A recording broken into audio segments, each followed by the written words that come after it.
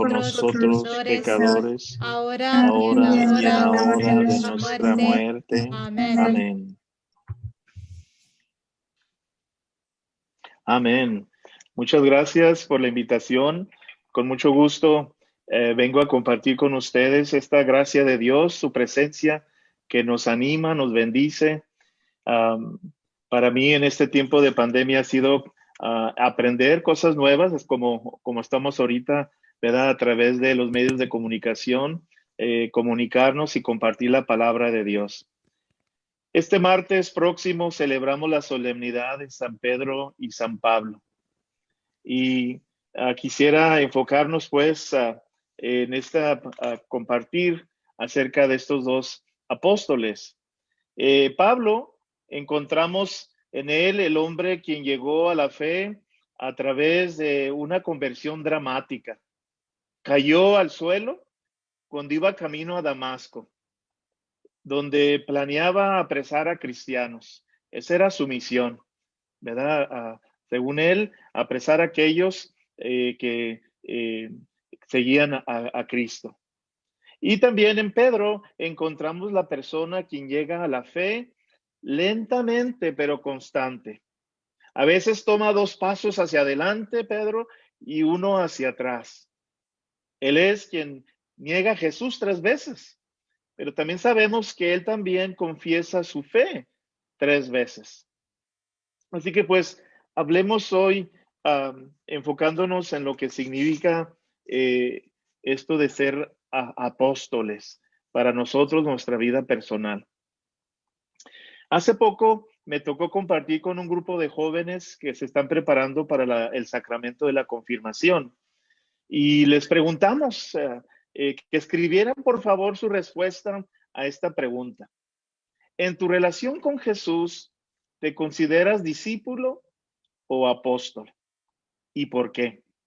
Era una respuesta rápida, les dimos poquito tiempo para que escribieran los jóvenes y escribieran sus respuestas. La gran mayoría del grupo de 30, 40 jovencitos que se encontraban ahí, escribieron que ellos se consideraban discípulos y decían que se consideraban discípulos de Jesús porque estaban aprendiendo todavía de él. Muy poco, yo creo que 1 o 2 pusieron que se sentían apóstoles. Eran más bien el discípulo y no apóstoles. Por eso es importante que veamos que la iglesia nos dice que al recibir los sacramentos de iniciación cristiana, cuando recibimos estos sacramentos, el bautismo, la primera comunión, la confirmación, somos considerados miembros completos de la Iglesia Católica. Somos considerados miembros de esta comunidad de fe. Y somos pues discípulos y apóstoles, los dos juntos. No se pueden separar. ¿Y qué significa pues ser discípulo? Yo creo que los jóvenes que les preguntamos esta pregunta, ¿verdad? ¿Cómo se consideraban ellos? Dieron muy clara su respuesta y que es cierto. Que el discípulo es aquel que está aprendiendo, ¿verdad? Es el que sigue al maestro, aquel que le enseña, aquel que lo guía, aquel que pasa tiempo con él. Así que el discípulo es un alumno, es un estudiante que está observando, que está recibiendo, se está ¿verdad? Llenando de aquel que es el maestro.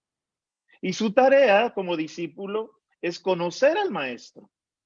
Conocer, pero no de lejos, sino de cerca.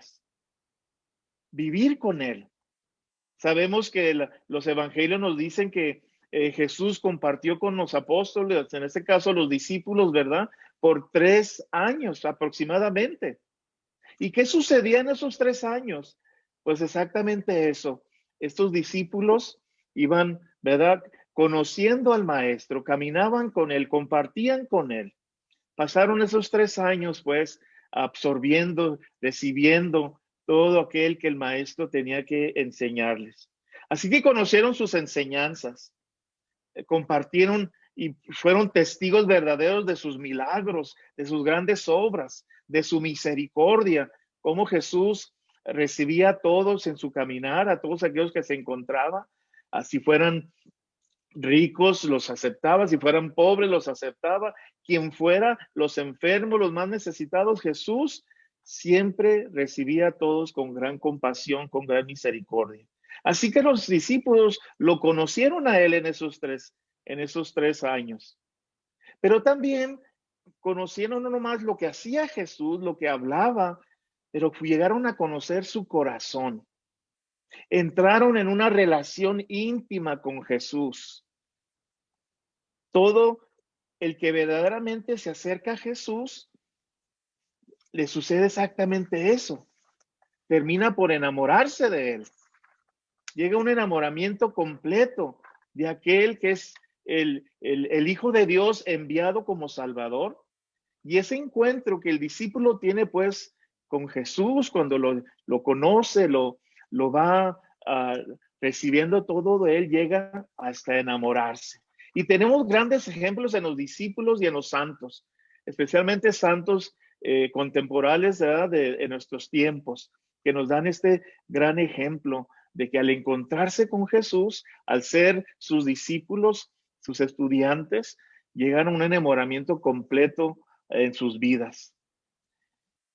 Y Jesús, a estos discípulos con que caminó con él por aproximadamente 3 años, los envía a proclamar la buena noticia.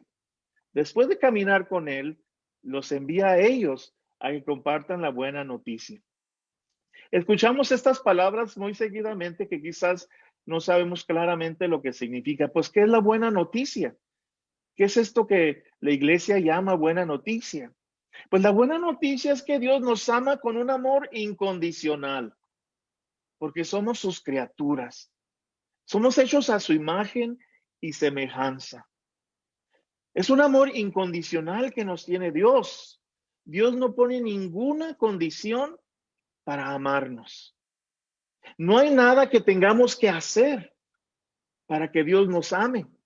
Simplemente Dios, amor, nos ama con un amor incondicional. Dios nos ama porque quiere amarnos. Solo nos queda que aceptemos su amor, que dejemos que nuestro corazón sea lleno de su presencia, de su, de su palabra que es amor para nosotros. Esa es la buena noticia. La buena noticia que la iglesia ha compartido a lo largo de tantos y tantos años y hoy en día seguimos compartiendo que Jesús nos ama, que Él es el Hijo del Padre enviado para con nosotros. Él es nuestro Salvador y nosotros somos hijos e hijas de un Padre providente. ¿Y por qué los discípulos saben que Dios los ama? Quizás nos preguntamos. Porque en Jesús encuentran ese amor incondicional. Es un amor misericordioso, que aunque lo rechacen, aunque pecamos en contra de Dios, Dios no nos deja de amar, más bien nos perdona. Y Jesús les dio el testimonio máximo de amor a sus discípulos y a todos nosotros, muriendo en la cruz por nuestra salvación. Es ahí donde vemos manifestado pues ese amor de Dios, esta buena noticia. Jesús ofrece su todo por nosotros, por nuestro bien, por nuestra salvación. Ahí está el amor crucificado que se entrega hasta la última gota de su sangre para que nosotros encontremos pues esa salvación, ese amor de Dios infinito en nuestras vidas. Jesús pues les enseña a sus discípulos a través de preguntas. Es así como maestro les va enseñando y en la Biblia vamos viendo en los evangelios, ¿verdad? Cómo a través de preguntas Jesús les va enseñando a sus discípulos. Una de esas preguntas que Jesús les hace a sus discípulos es, ¿quién dice la gente que soy yo? Y claro, los discípulos responden. Unos dicen que eres Elías, unos que eres uno de los profetas, dicen, le responden a Jesús. Y Jesús les vuelve a preguntar a los discípulos ya algo más personal. ¿Y ustedes? ¿Quién dicen que soy yo? Y ahí es cuando Pedro responde, tú eres el Mesías, el Hijo de Dios vivo. Y esa gran respuesta de Pedro ese gran movimiento en su corazón que le dio estas palabras de verdad y que hoy la iglesia sigue proclamando también que Jesús es el Mesías, el enviado del Padre, el Hijo de Dios vivo. Por eso, Pedro, después, ¿verdad? Nos damos cuenta que es escogido por Jesús para ser su primer encargado, si así le podemos llamar, ¿verdad? De su iglesia, aquel a quien le pone Pedro mismo porque es la piedra de su iglesia. Así que podemos decir que hay diferentes formas de ver a Jesús y nosotros es bueno también clarificar quién es Jesús para nosotros. Esta pregunta no es nomás para los discípulos, es también para nosotros hoy en día. Porque al contestar esta pregunta nos ayuda a clarificar en verdad quién es Jesús para nuestro diario caminar en nuestra vida. Así que les comparto esta lista de diferentes formas de ver a Jesús. Quizás una o varias formas describen cómo tú ves a Jesús o lo has visto anteriormente, ¿verdad? Así que la primera es esta. Jesús es un ser humano limitado. Hay personas que piensan que Jesús es un ser humano limitado. Y eso quizás porque tus amigos y familiares te han defraudado en la vida a través de una acción o una promesa que no se cumplió o lo que haya sido. Sabemos que nuestros amigos, familiares nos defraudan. Y por consecuencia, también cuando creemos en esta situación, que Jesús hará lo mismo, porque es un humano limitado. Así que mejor pues depende de yo mismo, de mis propios recursos, porque no creo que pueda confiar en Jesús. Y así que me encierro en mí mismo, me enfoco nomás en mí mismo, en mis fuerzas, en mis habilidades, porque Jesús, otra vez, creo que es un ser humano limitado. Una buena persona, sí, pero limitado. Otro modo de ver a Jesús es como una fuerza cósmica, porque Jesús ascendió al cielo, creemos, Él no se involucra en tus preocupaciones terrenales de día a día. Él está lejos. No le pides su ayuda cuando vas quizás en tu automóvil o para preguntarle que te ayude en tu diario caminar o cuando tienes que escoger algo o hacer una decisión importante en tu vida. Porque Él está lejos. Es una fuerza cósmica, pero que no está cercano a mí. O también podemos pensar que Jesús es un genio mágico. Sí, recordamos esa imagen de las películas del genio que se encuentra en una lamparita mágica, ¿verdad? Ah, así que de tal modo, si sobas esa lamparita mágica, ¿verdad? De cierto modo, pues el genio va a aparecer. Y cuando aparece ese genio, entonces te concede ciertos deseos que tú quieras pedirle. Así que cuando pensamos que Jesús es un genio mágico, entonces tienes que hacer rituales religiosos perfectamente y dices las oraciones correctas.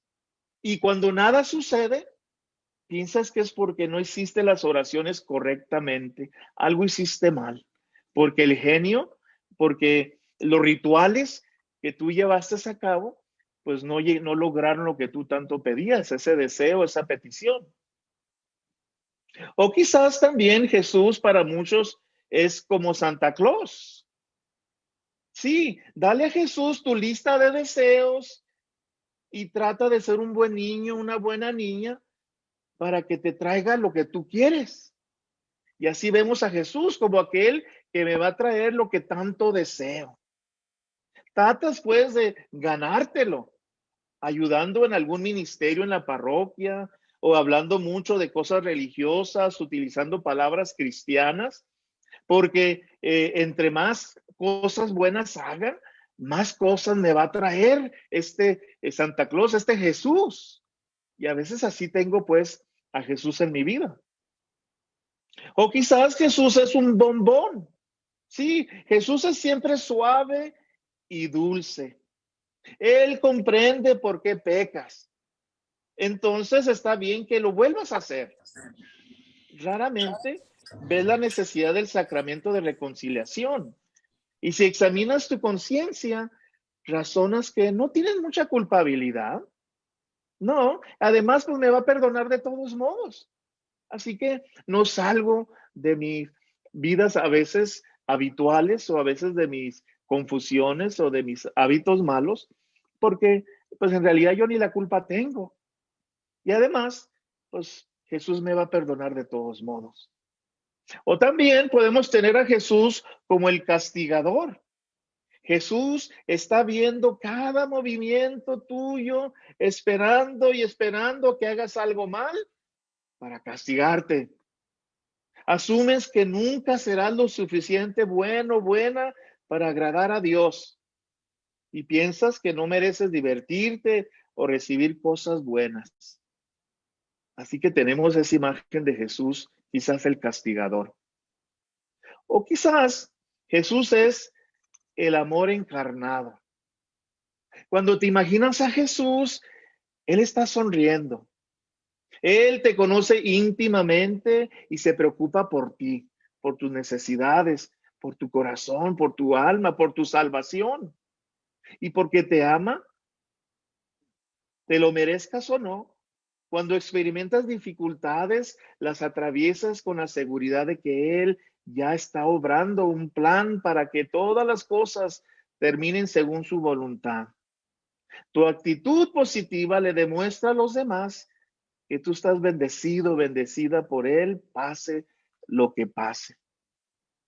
Estas son diferentes imágenes que quizás tenemos o hemos tenido de Jesús. Y es bueno que nos hagamos esa pregunta a nosotros. Y para ti, ¿quién dices que es Jesús para ti? O más bien Jesús nos hace la pregunta personalmente. Y tú, nos dice Jesús, ¿quién dices que soy yo? Es importante la respuesta a esta pregunta porque los discípulos se convierten en apóstoles. Les dice Jesús a sus discípulos, vayan por todo el mundo, bautícenos en el nombre del Padre y del Hijo y del Espíritu Santo y enséñeles enseñándoles todo lo que yo les he mandado. Así que estos discípulos que han caminado con Jesús, llega el momento donde Jesús los envía. Vayan, les dice. Así que ser apóstol significa ser enviado. El apóstol es el enviado. Pero el apóstol no es enviado solo a compartir información de alguien o de algo. El apóstol es enviado a ser testigo. Testigo en palabra y en acción. No nomás palabras bonitas, describiendo, diciendo, pero también a través de la acción.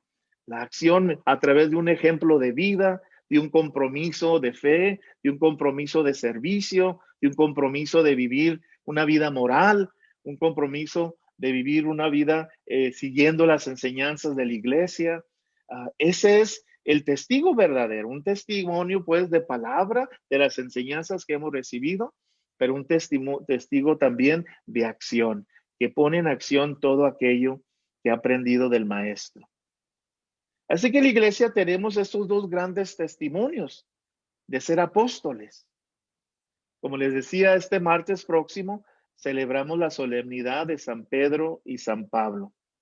Y ellos fueron fundamentales para la iglesia. San Pedro, la roca donde Jesucristo edificó su iglesia.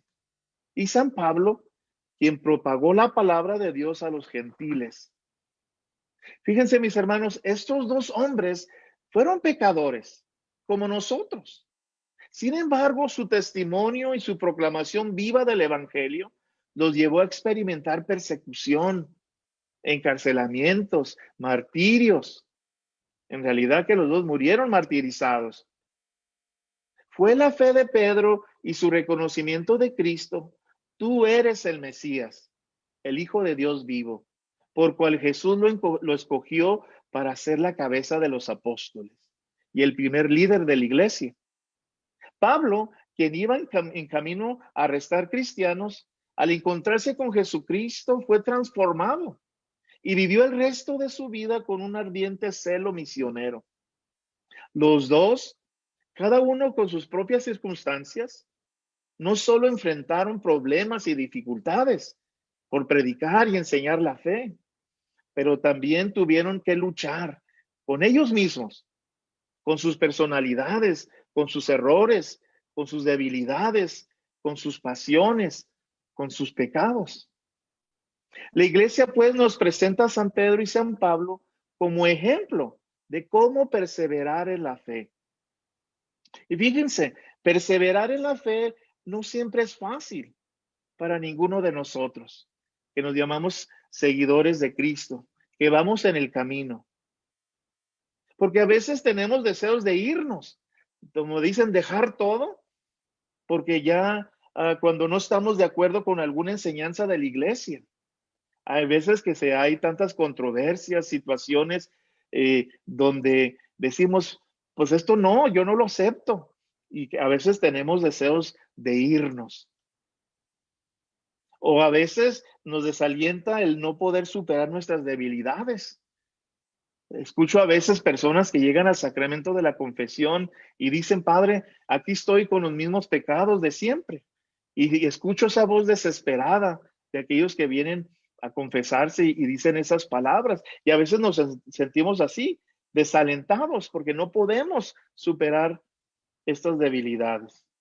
O a veces las enfermedades, el sufrimiento, la muerte nos confunden.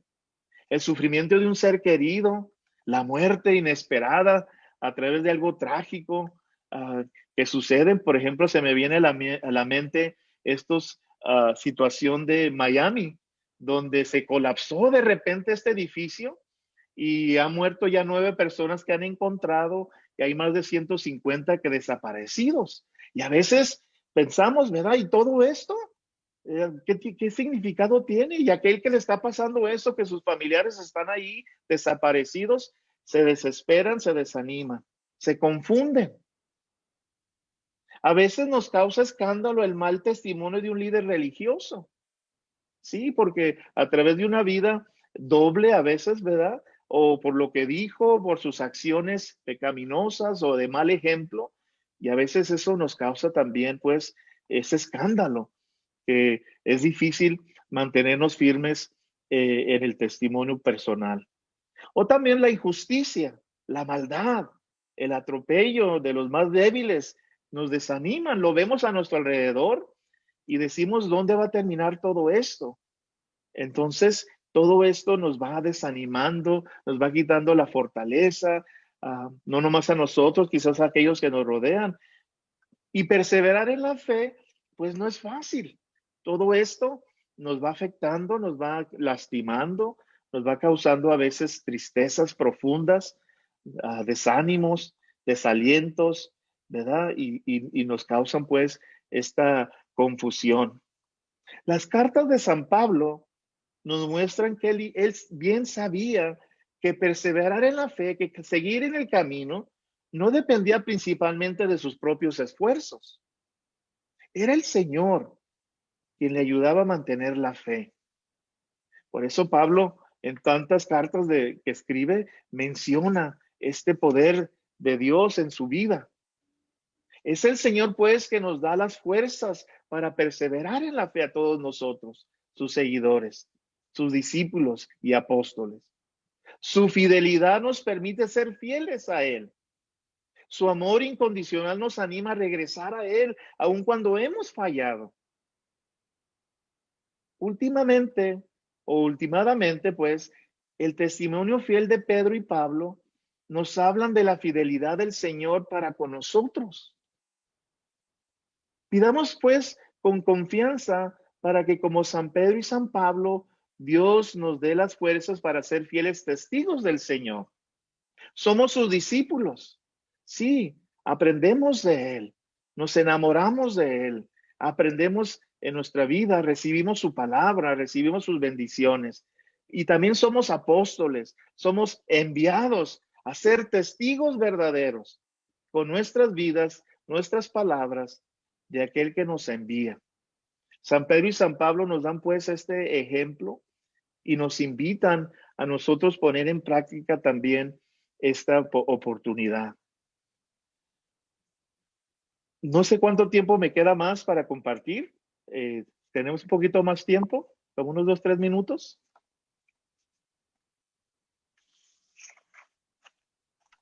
Sí. ¿Sí? Muy bien. Pues para terminar con esto, termino yo con este ejemplo, ¿verdad? Acerca de lo que es un verdadero discípulo y apóstol. Les platico acerca de esto porque sucedió hace poco. Aquí donde vivo, en la casa La Rectoría, vivimos en una esquina de una calle muy transitada. Siempre hay accidentes, a todas horas. Durante el día, en la noche, se escuchan las llantas, el rechinar, se escucha las ambulancias que llegan, la policía. Pues hace poco sucedió durante el día, era como la 1 de la tarde. Yo estaba aquí en donde estoy, ¿verdad? En la oficina, aquí en la casa, y se escuchó un carro que sus llantas rechinó y se oyó un golpe fuerte, tan fuerte, que dije, algo feo pasó aquí en la esquina. Y pronto salgo, abro la puerta y salgo para asomarme a ver qué había sucedido y me doy cuenta que todos los vecinos de aquí de la calle también salieron. Fue tanto el ruido, tan fuerte fue el golpe que se oyó, que dijimos, es algo trágico. Y salimos y todos abrimos la puerta para ver qué pasó. Uno de los vecinos salieron corriendo a la esquina para auxiliar a aquellos que se habían accidentado, habían chocado en su carro. Y otros pues nos quedamos de lejos viendo, unos están llamando por teléfono para llamar a los bomberos, a la policía. Pero algo que quiero destacar, esta experiencia de este accidente que les platico, es la respuesta de todos los vecinos. El abrir la puerta, inmediatamente salir a ver qué estaba sucediendo y dar auxilio. Unos, como les digo, salieron corriendo para ayudar, para estar presente. ¿Qué podemos hacer? ¿Qué podemos ayudar a esta gente que acaba de accidentarse? Esa es la actitud del apóstol.